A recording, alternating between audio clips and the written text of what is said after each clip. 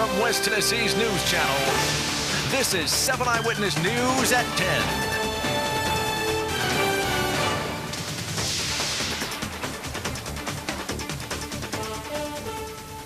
Quick work by firefighters from across West Tennessee get a raging brush fire under control quickly in Gibson County this evening.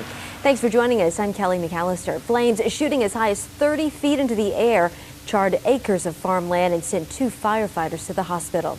The Gibson County Fire Chief says thanks to help from crews all across West Tennessee, they were able to get the fire under control in less than 2 hours, but not before a dozen acres burned along Highway 186 and County Farm Road just south of Trenton. Property owners who didn't want to talk on camera told us they actually started the fire by igniting diesel fuel that had been poured on grass 2 weeks ago to kill it off. It quickly spread to a nearby tool shed and stacks of wooden pallets, then on to nearby trees, woods, and farmland. Once it got into the woods, we couldn't get our equipment into it. We were having to drag hand lines in and use flappers, and it was in the trees, so they had to watch out for falling tree limbs and debris. The wind also played a role in how quickly the fire spread. Large equipment had to be brought in to help cut lines to slow the flames. But even with our cooler temperatures, the heat played a big role in how quickly the firefighters were able to work. It's very hard. Turnout gear that they have to wear to protect them is extremely hot, and the heat from the fire, the pallets, we couldn't get anywhere near it due to the excessive heat. The chief says 8 firefighters were treated for heat-related issues. 2 of them were taken to a nearby hospital by ambulance, but are expected to fully recover. Another firefighter suffered a pretty bad sprained ankle. We'll let you know what investigators find out as far as an official cause and if any criminal charges will be filed. New at 10, shocking details on the huge underage drinking bust in Benton County this past weekend. Officials have confirmed there were more than 100 partiers at a Camden home. Deputies say they chased down intoxicated teens all through the night on more than 100 acres of land. About 50 were arrested for underage drinking. The property owner, 52-year-old Daniel Halloran, was also charged. 7 Eyewitness News reporter Megan Pinkley is just back from Benton County and joins us live with what she uncovered. Megan? Kelly, when I knocked on Daniel Halloran's door this afternoon, he said he had no comment and is not sorry for what happened. He told me he wasn't even at the party, but the individuals taken into jail told deputies Halloran charged them $5 to get into the party, and that included free drinks all night. Julie UTLEY says she heard it all on her scanner. They had called for all the officers to come in on Thompson School Road, so naturally I come outside and started to check it out. According to Benton County Sheriff Tony King, more than 100 people attended the party at this Camden residence. But what's more shocking, almost all of them were under 21 and drinking. 15 of them were under the age of 18. I seen a couple of kids riding up and down the road on 4-wheelers earlier in that afternoon. When deputies arrived at the scene Saturday night, they reported finding people passed out in the grass and in cars, throwing up, running out of the woods, putting their clothes back on, and fleeing from officers. You could hear them across the road in the woods. And even the next morning when I got up to go to work at 4, they were still stopping people. It took 15 officers more than 4 hours and multiple trips in a school bus to haul the individuals to jail. I just seen a bunch of cop cars go by, then I seen a school bus go by. Out of the 100, 50 were arrested for underage drinking. 52-year-old Daniel Halloran has been charged with contributing to a minor, resisting arrest, and assault on an officer. Officers say Halloran also has a home in Franklin. Especially as a secondary resident, would come in and more or less, I guess, promote and conduct, whatever was going on. Sheriff King says most of the partygoers did not know each other and were from the Williamson County area. He believes the party was promoted by a large number of people on Facebook. When the minors were asked by officials why they came all the way to Benton County for a party, they told them it was because they didn't think they'd get caught. Halloran has been released from Benton County Jail on $5,000 bond. His court date is set for July 11th. Megan Pinkley, 7 Eyewitness News. Thank you, Megan. Guilty. That was the verdict today in the trial of Hardin County Director of Schools John Thomas, but of a lesser charge than he originally faced. It took the jury about an hour and a half to find Thomas guilty of having a firearm on a school campus without intending to use it. Thomas was originally indicted in March for bringing a gun on the middle school campus last November. Thomas says he's very relieved the trial is over. And for a while, I've had a divided mind between the trial and running the school system.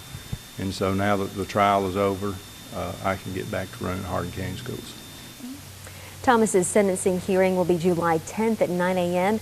At that time, the judge will decide if Thomas will serve any jail time. A woman was killed and 2 others injured in a crash last night in Gibson County. According to the Tennessee Highway Patrol report, 23-year-old Sarah Grace Kahn of Milan was driving south in the northbound lane of Highway 45 when she collided with another northbound car. The 2 teens in that car were injured in the crash. The report shows none of the people involved in the crash were wearing their seatbelts. 4 people have been arrested in Weakley County accused of stealing from a dead man. Cameron Kirby, Christina Barner, Bradley Horner, and Candace Kirby are charged with stealing things like belt buckles, western wear, scrap metal, and an 8-foot trailer from the home of 68-year-old Orrin Wilson, who died in a shootout with 64-year-old Roy McAlpin in McAlpin's Palmersville shop back in April. The 4 are accused of ransacking Willis's home and property about 2 weeks after he died.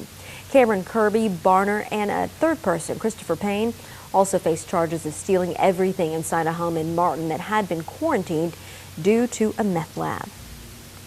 A Madison County Sheriff's deputy has been suspended for failing a drug test.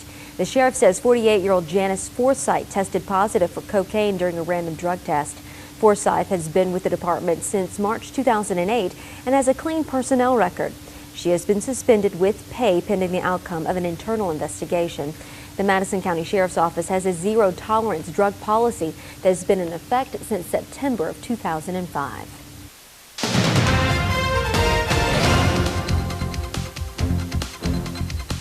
Quite pleasant day today and quite pleasant evening tonight, but it's all going to change tomorrow, so get ready for the heat to return to West Tennessee, and unfortunately, no rainfall for the next 7 days. This look outside brought to you by La Paloma Treatment Center.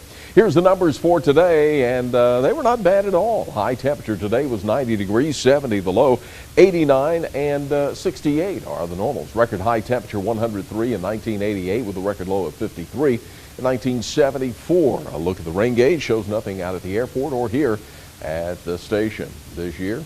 A bit over 15 inches of measurable precipitation so far. Here's what we're looking at on Doppler radar. Over the area right now, no precipitation is currently showing up. And here's what we expect over the next few days. First of all, heat's going to roll back in here tomorrow, and it's going to get real hot as the week goes on. And no rain is in sight. By the way, Debbie, it's just going to be a tropical depression tomorrow. We'll look at the forecast in a few minutes. Back to you. Thanks, Gary. Well, a loss of federal money is being blamed for more than a dozen teachers in Chester County losing their jobs.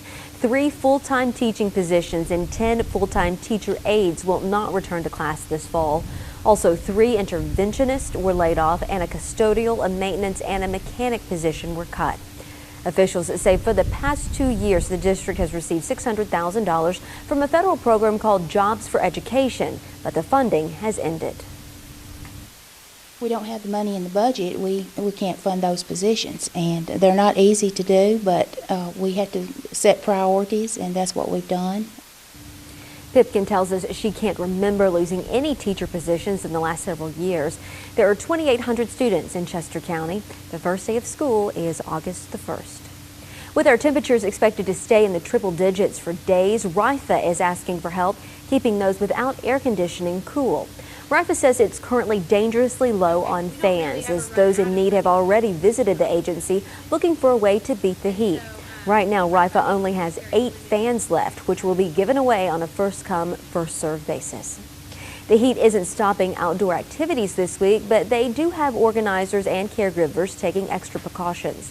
The Jackson Humane Society has started putting ice blocks in the bowls of dogs staying in a non-air-conditioned room and are encouraging pet owners to bring their animals inside if at all possible.